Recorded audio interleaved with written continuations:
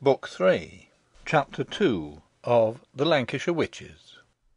This recording is in the public domain. Reading by Andy Minter. The Lancashire Witches, A Romance of Pendle Forest, by William Harrison Ainsworth. Book 3, Houghton Tower. Chapter 2, The Penitent's Retreat.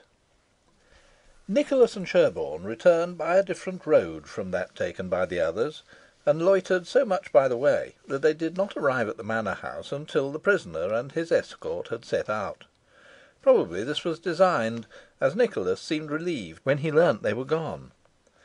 Having entered the house with his brother-in-law, and conducted him to an apartment opening out of the hall normally occupied by Mistress Assheton, and where in fact they found that amiable lady employed at her embroidery, he left Sherborne with her, and, making some excuse for his own hasty retreat, betook himself to another part of the house. Mounting the principal staircase, which was of dark oak with richly carved railing, he turned into a gallery communicating with the sleeping apartments, and, after proceeding more than half way down it, halted before a door, which he unlocked, and entered a spacious but evidently disused chamber, hung round with faded tapestry, and containing a large gloomy-looking bedstead. Securing the door carefully after him, Nicholas raised the hangings in one corner of the room, and, pressing against a spring, a sliding panel flew open. A screen was placed within, so as to hide from view the inmate of the secret chamber, and Nicholas, having coughed slightly to announce his presence, and received an answer in a low, melancholy female voice, stepped through the aperture, and stood within a small closet. It was tenanted by a lady, whose features and figure bore the strongest marks of affliction. Her person was so attenuated that she looked little more than a skeleton. Her fingers were long and thin, her cheeks hollow and deathly pale, her eyes lustreless and deep sunken in their sockets, and her hair, once jetty as a raven's wing, prematurely blanched. Such was the profound gloom stamped upon her countenance, that it was impossible to look upon her without compassion, while, in spite of her woebegone looks, there was a noble character about her that elevated the feeling into deep interest, blended with respect. She was kneeling beside a small desk, with an open Bible laid upon it, which she was intently studying, when the squire appeared. "Here is a terrible text for you, Nicholas," she said, regarding him mournfully. "Listen to it, and judge of the effect on me. Thus it is written in Deuteronomy: 'There shall not be found among you any one that maketh his son or his daughter to pass through the fire, or that useth divination, or an observer of times, or an enchanter, or a witch.' A witch, Nicholas! Do you mark the word? And yet more particular is the next verse, wherein it is said, 'or a charmer, or a consulter with the familiar spirits, or a wizard, or a necromancer.' And then cometh the denunciation of divine anger against such offenders in these sorrowful words: 'For all that do these things are an abomination unto the Lord, and because of these abominations the Lord thy God doth drive them out from before thee.' Again it is said in Leviticus that the Lord setteth his face against such, to cut them off. And in Exodus the law is expressly laid down thus: 'Thou shalt not suffer a witch to live.' There is no escape for her, you see. By the divine command she must perish, and human justice must carry out the decree. Nicholas, I am one of the offenders thus denounced, thus condemned. I have practised witchcraft, consulted with familiar spirits, and done other abominations in the sight of heaven, and I ought to pay the full penalty of my offences." "Do not, I beseech you, madam," replied the squire, "continue to take this view of your case. However you have sinned, you have made amends by the depth and sincerity of your repentance. Your days and nights, for you allow yourself only such rest as nature forces on you, and take even that most unwillingly, are passed in constant prayer. Your abstinence is severer than any anchoress ever practised, for I am sure for the last month you have not taken as much food altogether as I consume in a day. While not content with this, you perform acts of penance that afflict me beyond measure to think upon, and which I have striven in vain to induce you to forego. There will be no occasion to deliver yourself up to justice, madam, for if you go on thus, and do not deal with yourself a little more mildly, your accounts with this world will be speedily settled." "And I should rejoice to think so, Nicholas," replied Mistress Nutter, "if I had any hope in the world to come. But, alas! I have none. I cannot, by any sense of penitence and contrition, expiate my offences. My soul is darkened by despair. I know I ought to give myself up, that heaven and man alike require my life, and I cannot reconcile myself to avoiding my just doom." "It is the evil one who puts these thoughts into your head," replied Nicholas, "and who fills your heart with promptings of despair, that he may again obtain the mastery over it. But take a calmer and more consolatory view of your condition. Human justice may require a public sacrifice as an example, but heaven will be satisfied with contrition in secret." "I trust so," replied the lady, vainly striving to draw comfort from his words. "Oh, Nicholas, you do not know the temptations I am exposed to in this chamber, the difficulty I experience in keeping my thoughts fixed on the one object, the distractions I undergo, the mental obscurations, the faintings of spirits, the bodily prostrations, the terrors, the inconceivable terrors, that assail me. Sometimes I wish my spirit would flee away and be at rest. Rest!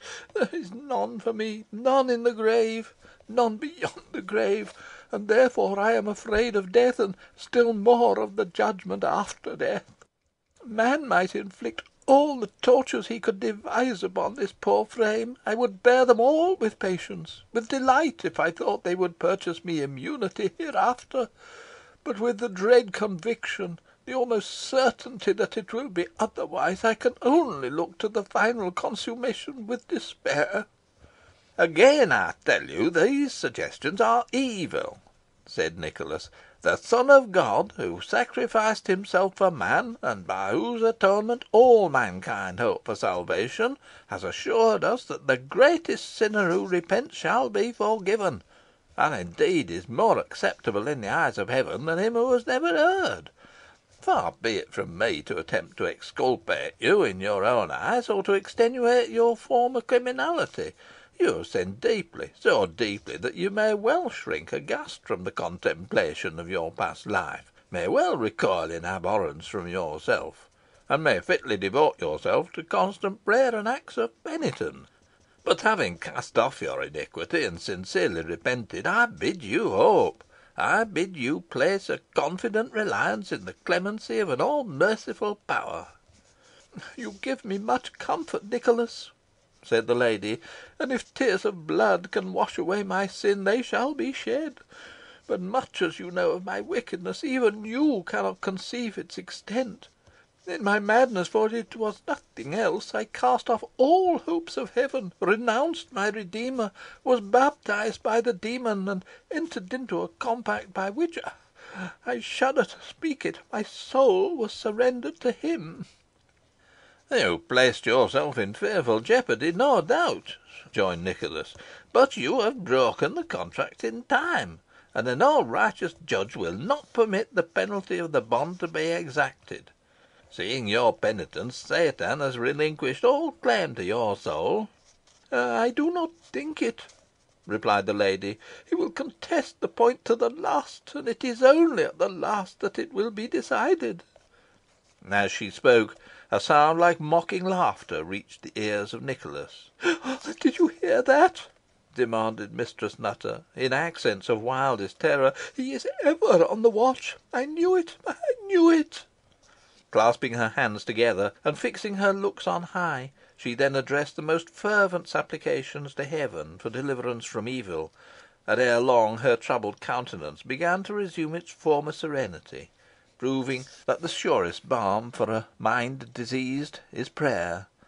Her example had been followed by Nicholas, who, greatly alarmed, had dropped upon his knees likewise, and now arose with somewhat more composure in his demeanour and aspect. "I am sorry I do not bring you good news, madam," he said, "but Jem Device has been arrested this morning, and as the fellow is greatly exasperated against me, he threatens to betray your retreat to the officers. Though he is probably unacquainted with it, notwithstanding his boasting, still he may cause search to be made, and therefore I think you had better be removed to some other hiding place." "Deliver me up without more ado, I pray you, Nicholas," said the lady. "You know my resolution on that point, madam," he replied, "and therefore it is idle to attempt to shake it. For your daughter's sake, if not for your own, I will save you, in spite of yourself. You would not fix a brand for ever on Alizon's name? You would not destroy her?" "I would not," replied the wretched lady. "But have you heard from her? Have you seen her? Tell me, is she well and happy?" "She is well, and would be happy, were it not for her anxiety about you," replied Nicholas, evasively. "But for her sake mine, your own I must urge you to seek some other place of refuge to night, for if you are discovered here, you will bring ruin on us all." "I will no longer debate the point," replied Mistress Nutter. "Where shall I go?" "There is one place of absolute security, but I do not like to mention it," replied Nicholas. "Yet still, as it will only be necessary to remain for a day or two till the search is over, when you can return here, it cannot much matter." "Where is it?" asked Mistress Nutter. "Malkin Tower," answered the squire, with some hesitation. "I will never go to that accursed place," cried the lady. "Send me hence when you will, now or at midnight, and let me seek shelter on the bleak fells or on the desolate moors, but bid me not go there." "And yet it is the best and safest place for you," returned Nicholas, somewhat testily, "and for this reason, that, being reputed to be haunted, no one will venture to molest you. As to Mother Demdike, I suppose you are not afraid of her ghost, and if the evil beings you apprehend were able or inclined to do you mischief, they would not wait till you got there to execute their purpose." "True," said Mistress Nutter. "I was wrong to hesitate. I will go." "You will be as safe there as here ay, and safer," rejoined Nicholas, "or I would not urge the retreat upon you. I am about to ride over to Middleton this morning to see your daughter and Richard Assheton, and shall sleep at Whalley, so I shall not be able to accompany you to the Tower to night. But all Crouch the huntsman shall be in waiting for you as soon as it grows dusk, in the summer house, with which, as you know, the secret staircase connected with this room communicates, and he shall have a horse in readiness to take you, together with such matters as you may require, to the place of refuge. Heaven guard you, madam." "Amen," responded the lady. "And now farewell," said Nicholas. "I shall hope to see you back ere many days be gone, when your quietude will not again be disturbed." So saying, he stepped back, and passing through the panel, closed it after him. CHAPTER 3